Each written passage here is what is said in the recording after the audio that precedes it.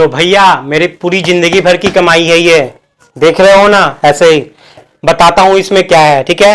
तो आज मैं आपको पूरा मेरा रूटीन बताऊंगा कि मैं जब फ्रेशर्स था तब मैं क्या करता था। ये फ्रेशर्स के वक्त का ही, मतलब जब साइट पे मैं काम करता था ना, उसी वक्त का ये मेहनत है पूरा, समझ रहे हो। एक एक कॉपी भर भर के, मतलब जो मैंने मेहनत किए हैं उस वक्त, क्या करता था, कैसे नहीं, क्या नहीं, सब चीज बताऊंगा, सारा चिट्ठा खुलूंगा।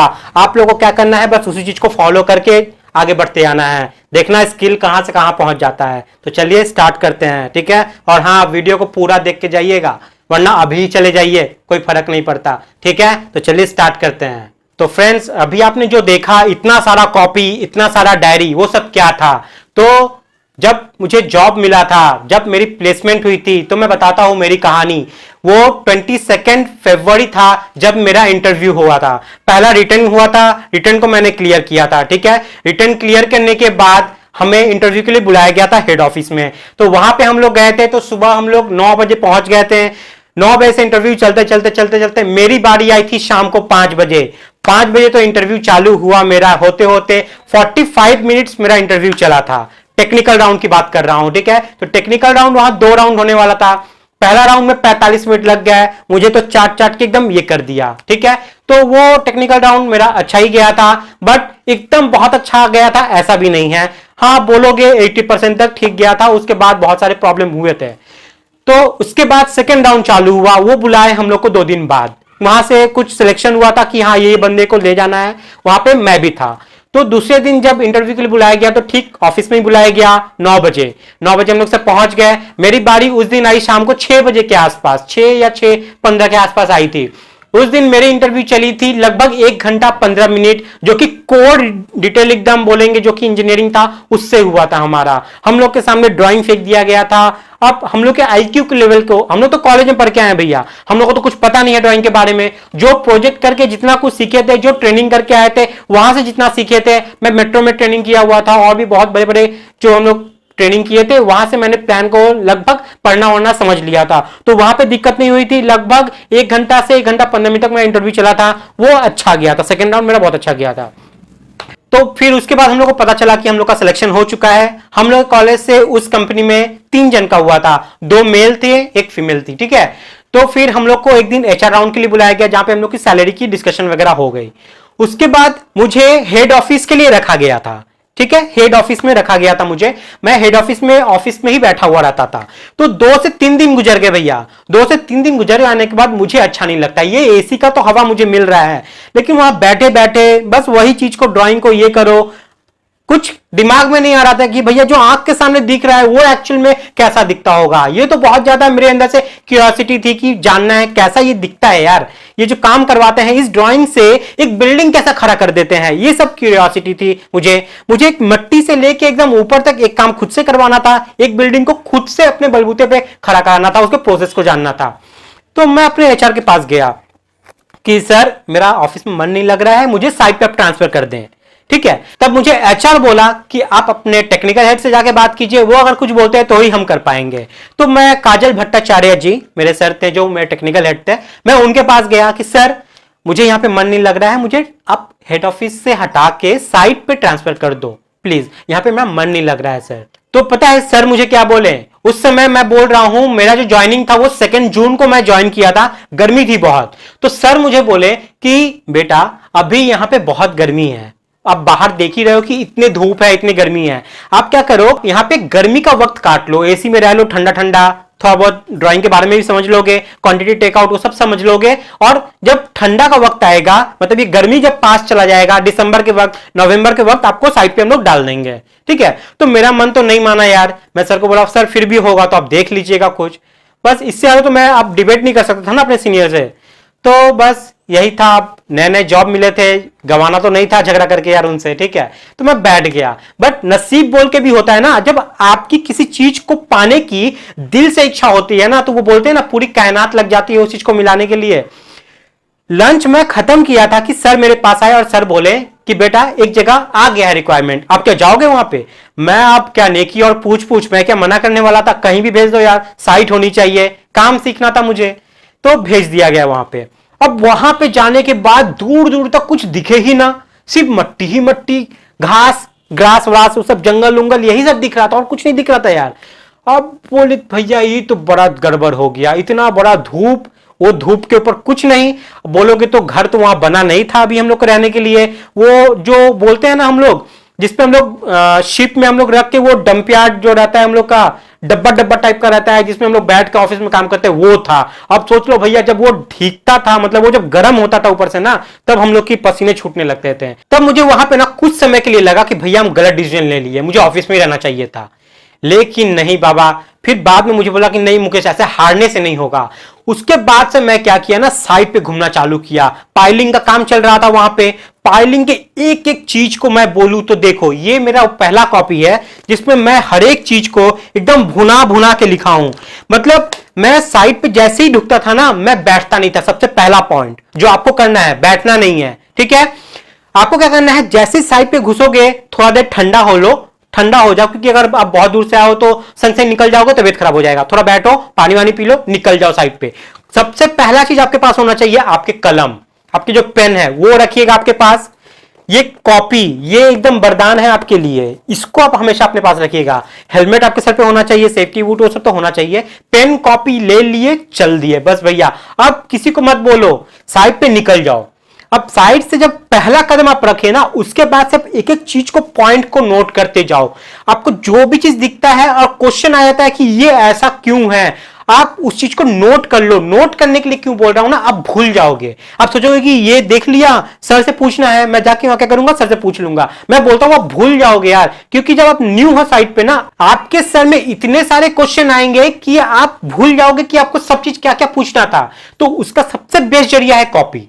इस पर एक एक क्वेश्चन लिख जाओ, जो रबिश क्वेश्चन है, जो एकदम पागल बोलेंगे ये क्या पूछ रहा है मुझसे, वो क्वेश्चन भी लिखो यहां पे। क्योंकि जो असली इंजीनियर होगा ना, जो असली इंसान होगा, जो आपके असली गुरु बन सकते हैं, वो उस क्वेश्चन का महत्व समझेगा, उस क्वेश्चन का इंपॉर्टेंस समझेगा और उतनी ही अच्छे से आपको उसका जवाब भी देगा। ये नहीं बोलेगा कि क्या पूछ रहा है यार। समझ में आ गया? जो पूछ देगा क्या पूछ रहा है यार, उसको हटा दो, वो गुरु नहीं बन सकता आपका। ठीक है, तो गुरु वही बन सकता है जो आपके सब सवालों का जवाब दे, चाहे सवाल कैसा भी हो। मेरे सर बोला करते थे कि सवाल कभी गलत नहीं होता, सवाल सवाल होता है, उसका जवाब कुछ ना कुछ तो होता है। तो सवाल, इसीलिए तो उसको कहा जाता है सवाल। सवाल कभी गलत नहीं होता। समझ में आ गया? तो हम क्या करते थे, कॉपी ले लेते थे और इसमें एक एक चीज मैं लिखता था कि यार वो क्या कर रहा है वो लिख लो, वो क्या कर रहा है वो लिख लो, जो भी क्वेश्चन आएगा ना वो लिख लो, छोटा छोटा चीज लिख लो। लिख के आके साइड पे जब कोई आपका सीनियर काम कर रहा है ना, उस वक्त उससे मत पूछो। ठीक है, आप वहां पे देखो, आप इंजीनियर हो तो आप सुपीरियर हो, ये मत समझो खुद को। अगर वहां पे कोई लेबर भी काम करता है ना, उस चीज के बारे में वो हम लोग से कई हद तक ज्यादा जानता है जब हम लोग फ्रेशर होते हैं। तो बस बात यह है कि उसके पास डिग्री नहीं है, हम लोग पास डिग्री है, और डिग्री होते हुए भी कुछ नहीं जानते हैं, वो सब कुछ जानता है। तो किसी से शर्माना नहीं है, जाकर पूछना है। मैं क्या करता था, साइड पे आता था, सबसे पहले हेलमेट वेलमेट लेके मैं निकल जाता था। मुझे ज्यादा बात करने का ये नहीं था, शौक नहीं था, मैं बहुत चुपचाप रहने वाला बच्चा हूं। ठीक है, बच्चा था एक्चुअली में। तो मैं साइड पे निकल गया, जो भी क्वेश्चन आता था मैं लिख लेता था। ठीक है, उसके बाद में क्या करता था, उस क्वेश्चन को पहले मैं गूगल करता था। ठीक है, वो नहीं कि साइड पे करना है, साइड पे तो हो गया, घर जाके मेन मेरा वर्कआउट चालू होता था। उस दिन मुझे किसी सीनियर से कुछ नहीं पूछना है कि सर इसका आंसर बताइए, उसका आंसर बताइए। उस दिन मैं घर जाकर फ्रेश फ्रेश होकर कुछ खा पी लो, उसके बाद बैठो। अब बैठ के एक एक क्वेश्चन को आप गूगल करो। गूगल बोले ना तो सबसे बड़ा गुरु होता है। गूगल पे आप कुछ भी ढूंढोगे ना तो एक जवाब नहीं देगा, ससुरा बहुत सारा जवाब दे देता है। तो यही तो दिक्कत है गूगल की, कि वो आपको एक जवाब नहीं देगा, 10 जवाब दे देगा, आप कंफ्यूज हो जाओगे। साला कौन सा जवाब को हम लोग समझे यहाँ पे, कौन सा सही है कौन सा सही नहीं है, ये कंफ्यूजन आने लगेगा ना। तो आप क्या करो, वहां से उसको थॉरोली पढ़ो, जो जो पॉइंट आपको लगता है सही है वो सब नोट करो। अब आपका होमवर्क कंप्लीट। आज का जितना भी क्वेश्चन था उसका क्वेश्चन आप गूगल आउट किए, वहां से आपको एक आइडिया मिल गया। एक अच्छा स्टूडेंट कौन होता है पता है? जो घर से पढ़ के जाता है। अगर आप लाइफ में एक्सेल करना चाहते हो ना, आगे बढ़ना चाहते हो, तो आज जो शाम को आपके टीचर आपके ट्यूशन में पढ़ाने वाले हैं, उसके बारे में आप घर से एक बार रीड करके जाओ। जब रीड करके जाओगे, आपके सर जब आपको चीज पढ़ाएंगे ना, वो चीज आपको समझ में आएगा और आपको मजा आएगा। आपके सर जब कुछ पूछेंगे, आप जब जवाब दे दोगे ना, आप उसके बारे में कुछ नहीं जानते हो लेकिन कुछ पढ़े थे यार, हाँ ये वर्ड पढ़े थे, अब वो वर्ड वहां पे बोल दोगे। टीचर सुनेगा, ये बच्चे में इंटरेस्ट है, आप वो क्या करेगा, आपको स्पेशल अटेंशन देना चालू कर देगा। क्योंकि आप घर से पढ़ के गए थे, आपको भी मजा आ रहा है पढ़ने में, आप वो जवाब दिए, टीचर को इंटरेस्ट आ गया आप पे, वो आपको वहां पे पॉइंट आउट कर लेगा, आपको वहां से निकाल के लाएगा, आपको आगे बढ़ाएगा। तो आपको अच्छा करना है लाइफ में, तो पहले आपको होमवर्क करना होगा, जो मैं करके आता था, रात को पूरा गूगल किया, पढ़ लिया, दूसरे दिन साइट पे जाके अब सीनियर पे क्या करो, तीर मारो, बंदूक मारो, सवाल मारो। अब देखते हैं कौन इंजीनियर जो सीनियर वहां पे बैठे हुए हैं ना, वो कितने पानी में बैठे हुए हैं। अब एक एक को पकड़ पकड़ के आप सवाल करो सर। लेकिन देख लेना यार, कोई बहुत ज्यादा सीनियर है, अगर आप डायरेक्ट जाके मैनेजर से ही पूछना चालू मत कर दो। जो साइड पे छोटा मोटा इंजीनियर है, जो आपके सहपाठी है या सुपरवाइजर जो भी है ना, उनसे पहले पूछा करो, उनसे आप उस सबका जवाब लो, टैली करो गूगल पे जो मिल रहा है, प्रैक्टिकली जो मिल रहा है, क्या कितना अंतर है, तब आपको समझ में आएगा कि हाँ थियोरिटिकली ऐसे होता है, प्रैक्टिकली में ये अंतर है। फिर बैठे बैठे जब जो लेबर रहते थे ना, उन लोगों से मैं बहुत ज्यादा, मैं बोलूं तो मैं अपने सीनियर के साथ कम रहा हूं, लेकिन मैं अपने कारपेंटर हो गया, बारबेंडर हो गया, उन लोग के साथ मैं दिन भर का एकदम अड्डा बन गया था कि उन लोगों के साथ ही बैठना है भैया। और उसके पेट में जो जो चीज था, उस सब चीजों को निकाल निकाल के अपने अंदर लाया हूं। अब मैं क्या हूं कि प्रैक्टिकल नॉलेज भी है साथ में और डिग्री भी है मेरे साथ में। और देखिए भैया, ये सब ऐसे ही नहीं बन गया है, ये सब में बहुत कुछ भरा हुआ है मेरा। तो ऐसा ही चीज आपको भी करना है। ये मेरे 3 साल पहले, 3 साल का मेहनत है इस सब में।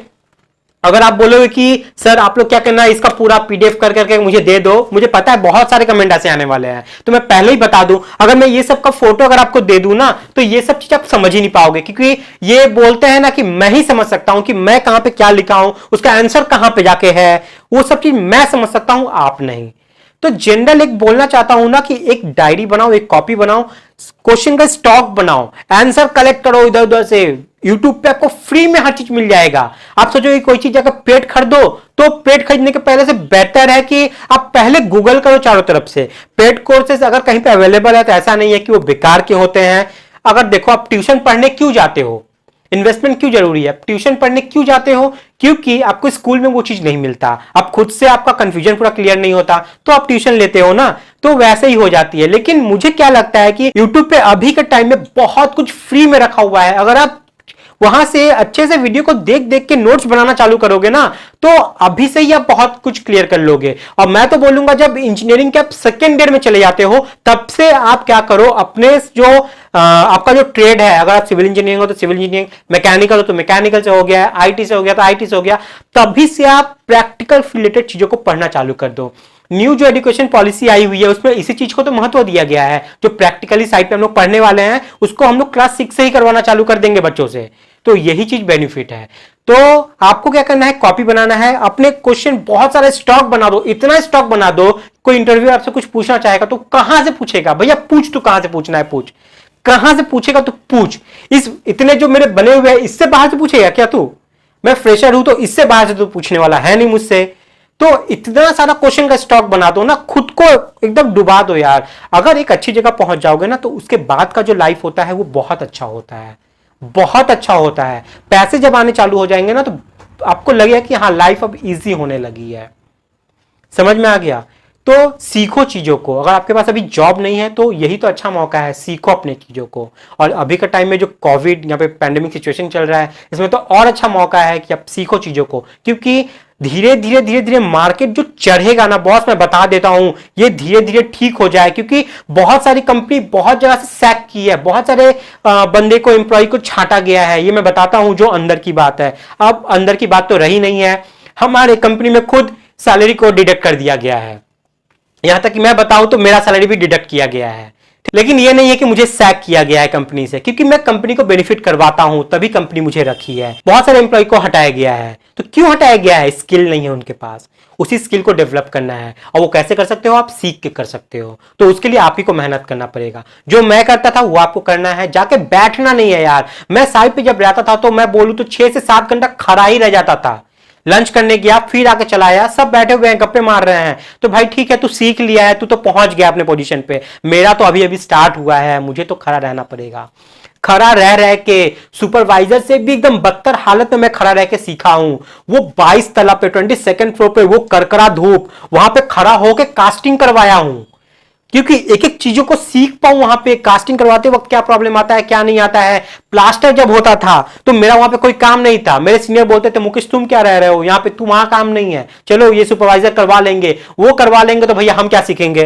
आप जाओ। मैं सुपरवाइजर को बोलता था आप रहिए भैया, मैं देख लेता हूं काम को, सारा चेकिंग मैं करता हूं, कुछ दिक्कत होगा तो आप बताइएगा। आज उन्हीं लोग को मैं अपने अंदर में डोमिनेट करके रखा हूं। तो भैया यही चीज है, सीखना तो है ही आपको किसी से ही। तो जो काम होता है ना वहां पे खड़ा रह के सीखो, ये नहीं कि हम ऑफिस में बैठ के रह के सीख जाएंगे। पुट्टी होता था, मैं खुद वहां पे खड़ा रह के वो जो लेबर होते थे ना उन लोग से पूछता था कि भैया आप ऐसा क्यों करते हो, आप ऐसे क्यों नहीं कर रहे हो। तो वो देखता था कि बॉस कोई एक सूट बूट में बैठ के आके मुझसे पूछ रहा है तो अच्छे से बात करता था मुझे, मैं भी उसको इज्जत देके बात करता था भैया। ठीक है, बहुत जगह होता है कि जो सर भी नहीं होते तो मैं सर बोलता हूं, क्या चला जाएगा आपका अगर उसको थोड़ा इज्जत दे दोगे तो उस इज्जत के बदले में वो जो आपको ज्ञान दे देगा ना वो करोड़ों रुपए से भी ज्यादा का होगा। तो यही बोलता हूं, अपने अंदर से ईगो को हटा के ना किसी से भी जहां भी जाओ सीखो यार, और कॉपी पेन हमेशा रखना। मैं क्या करता हूं ना, जब भी जाता हूं तो एक छोटा सा कॉपी मेरे जीन्स के पीछे में हमेशा रहती है। ठीक है, वो कुछ भी होगा ना, अगर कुछ नहीं रहा तो वहां पे नोट कर लेता हूं, नहीं तो फोन में तो आजकल नोट रहता ही है, नोटबुक, वहां पे नोट कर लेता हूं। अभी भी मैं सीखता हूं। ये डायरी अगर आप देखोगे ना तो ये अभी का है, इस साल का। ठीक है, ये अभी देखोगे तो ये अभी स्टार्ट जस्ट हुआ है।